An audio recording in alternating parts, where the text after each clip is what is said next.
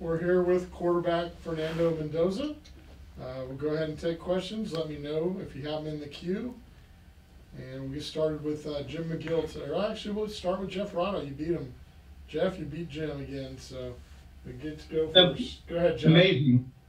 Imagine that. Hey, Fernando, how you doing? Doing great, Mr. Ferrado. I really appreciate you talking to my parents and the story you wrote on me. It really means a lot to my family. Thanks very much. Just talk a little bit about what you're seeing on tape on UCLA's defense, especially their defensive front. They're very aggressive, and they've been very effective this year. What are you seeing, and what do you guys have to do to beat that? Yeah, I think you nailed it on the head. They're very effective. I will say that up front, from watching film, they're an elite group. They have number 15, Latu, who is just an extraordinary player, and on all the mock drafts, he's a top 10 pick, and I believe that he is a top 10 pick.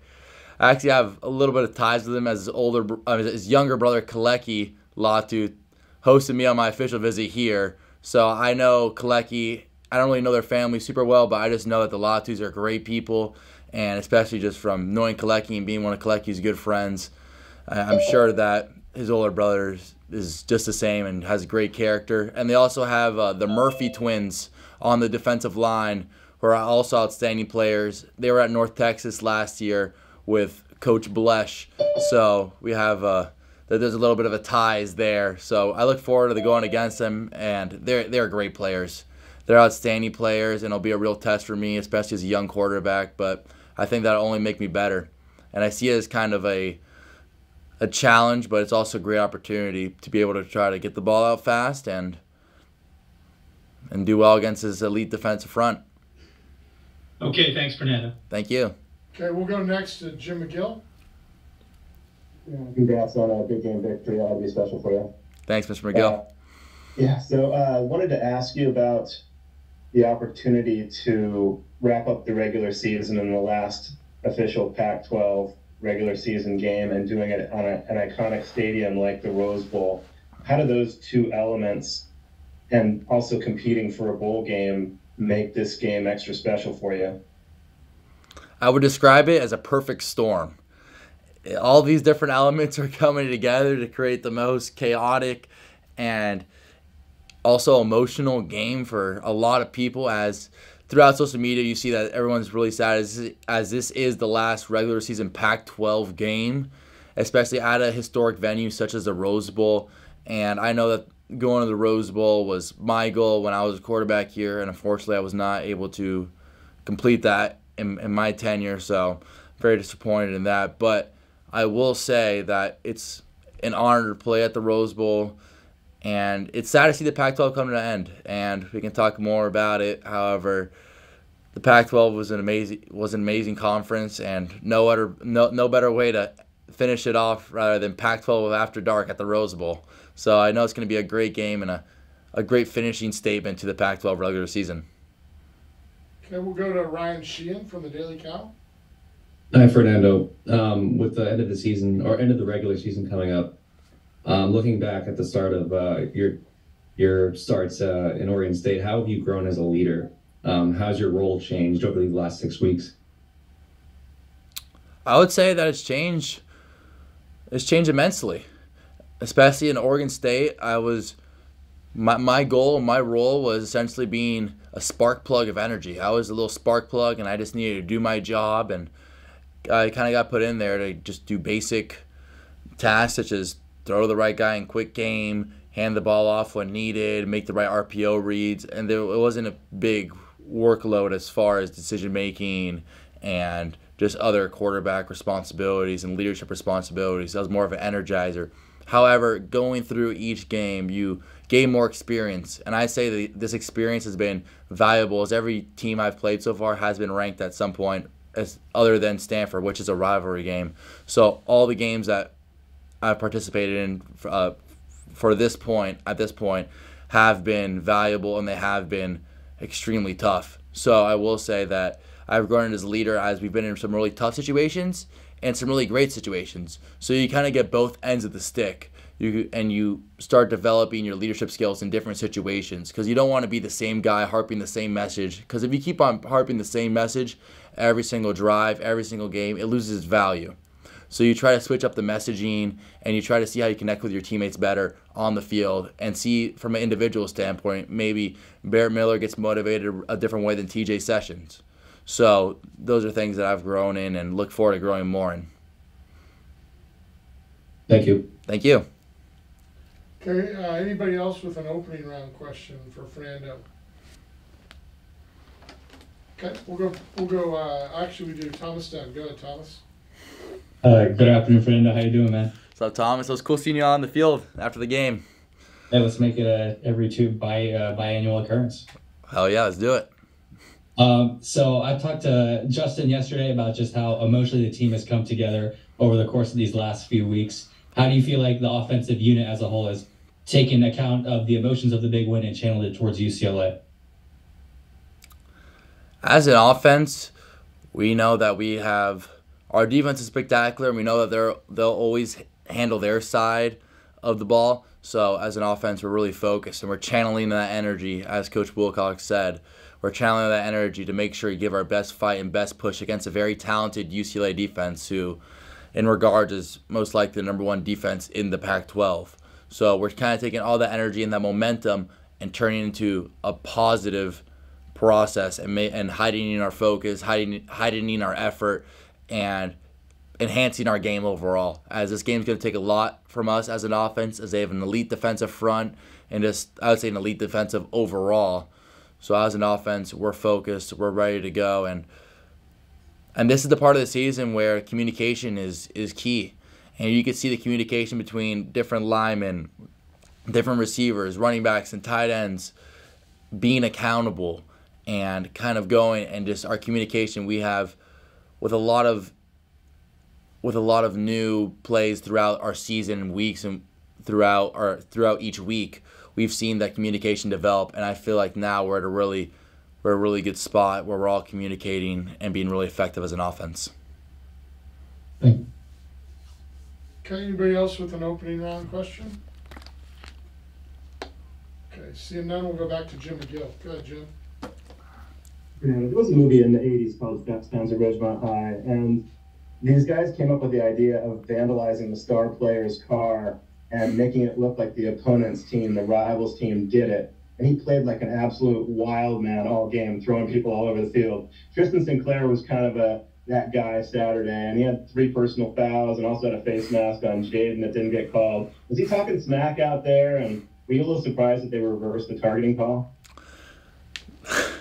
So I will say, Sinclair, from watching him on film the previous weeks and then actually playing against him in person, I will say I do have respect for him as a player, as he's a talented player and he shoots those gaps. That guy he's explosive, and he was a problem in our run game and our pass game all day. However, you can tell as he's an emotional player, it was a rivalry game, so he's going to put everything out on the field. Especially, I believe he's a senior, so he's going to put his best foot forward. And I know he's a local guy here from the Bay Area, so I know he has a lot of ties between Cal and Stanford. So I know that game meant a lot for him, and I respect him playing so hard. He played really hard. I definitely think that face mask should have been called. I was right there, and I was pretty surprised the face mask wasn't called. However, that's a game of football, and however the targeting went, whatever the officials believe, I mean they're the experts. I'm not the expert, so I agree with whatever the official kind of decides on. But I'm just really happy that God gave me the protection, as that was a very scary moment, as I didn't know what was going to happen. I could have been seriously injured, so I was very happy that God looked over me and gave me the protection to be able to be fine, keep me healthy, and finish off the game and lead us to a victory. It's a very magnanimous answer. All right. We'll go to Jeff Ferrata. Hey, Fernando, late in the game when Jaden took off and looked like he was going to sort of walk into the end zone, and then he took a knee, and you guys were ahead by 12. It would have been 19 if he had scored, so there didn't seem to be much jeopardy in going in, but that was apparently the instruction. And talk about your respect for a guy in that situation who will surrender some personal glory because that's the right thing for the team, according to the coaching staff. Yeah, and those last 6 minutes of the game. I was extremely proud of everyone on the offense. Last week against Washington State, as you all saw, we kind of had, as some people call it, the cow. Like it was almost had a cardiac arrest. I mean, it was just like up and down, up and down. It was crazy. Especially last week against Washington State as an offense, we had trouble closing out the game late. And I was really proud of our guys, how we took the whole 6 minutes and a half and took it all the way down to the last second. And that just shows you how much our offense is improving from last week in Wazoo to this week in Stanford. And so seeing Jaden being such a dominant running back and just absolutely plowing through defensive linemen with the help of our offensive linemen and just juking out guys to end up taking it all the way down and letting us knee it out. It was cool because when I saw it, I was like, oh my, he's going to score. And I know on the sideline we were talking about church mode, which means once you get the first down, get as many yards as you can, but then fall down. And once I saw him look back, it was kind of like a surreal moment, as once he turned back and took that knee, I know he won the game and it was secured. And I was just extremely happy, and I know the whole fan base was. And Jaden, I mean, he's, in my eyes, he's an All-American. I know he's very close to being an All-American. So that touchdown and those maybe extra yards could have helped his case, but I will say that shows that he's an ultimate team player, and that just speaks volumes of Jaden. I mean, he's an outstanding player. I mean, I don't got to tell you guys that. He's a great guy, and that just shows you how committed he is to winning in our team. Would you have had the presence of mind in the middle of a play like that to remember to take a knee like that? I believe so. I believe that learning from the Wazoo game in a late situation to then go into the Stanford game, be able to manage the clock and manage and lead the drive to then take a knee, especially with the help of all my teammates, I think I would have had the presence of mind. I don't know if I would have. Yeah, I mean, I probably would have just taken a knee. Probably would have just got to like the 2-yard line, look back, and take a knee. But if it helps the team win, I'll do anything for it. I'll get negative yards. Well, I'll take a safety. Whatever needs to happen for us to win, I'll do. All right. Thanks a lot, Fernando. Okay, we'll go to Maria Coladova with Rivals. Hey, Fernando, how's it going? Doing good. I'm just wondering, obviously you got your first few starts, you're about to start your last game of the season. Has anything surprised you about the role, or maybe like having to take up that leadership role? Has anything been surprising in that regard? I will say, well, first of all, thank you for such a great question. I will say that, sorry to correct you on this is not going to be our last game of the season, as we're going to make the bowl game, and I'm extremely confident in that. But I will say throughout my tenure here at Starting Cal, I've always, and even when in spring ball and last year, I've always had the mindset of being the best leader and being the best quarterback that I can be in my specific role, whether it was scout team last year or second and third string quarterback through spring and fall camp. I always made sure that I was at the top of my game, and I was there to motivate my teammates. I knew that if the teammates saw that I cared about them, which I deeply do, and if I put in the extra work, that they'll end up respecting me, and that's what I hope that it's come to at this point. So I believe that leadership is one of the biggest aspects for quarterback. I believe it's a top 3 aspect for quarterback. So I'm glad to be developing in that role of a leader and look forward to growing in it. I know I'm not a perfect leader in any sense. If anything, I regard myself as a decent leader, and I know I could get better. So I'm just looking for ways to grow. But as you said, it has been a great journey here, and I'm very excited to keep on growing. Thanks. Thank you. Okay, we'll go back to Jeff Fernando. Fernando, what are your plans for Thanksgiving Day after practice? What will you do? Who will you be having a meal with? Yeah, so first of all, happy Thanksgiving, guys. But, yeah, so I know a lot of the coaches are having people over, such as Coach Blesh, Coach Bav, Coach AT, as far as the offensive side. So I know a ton of people are going over there, and I was looking forward probably going to Coach Blesh's house. However, it got arranged from September that I'm actually going to the Endries household with a couple other tight ends. So it should be fun to see Mr. and Mrs. Endries cook some delicious turkey.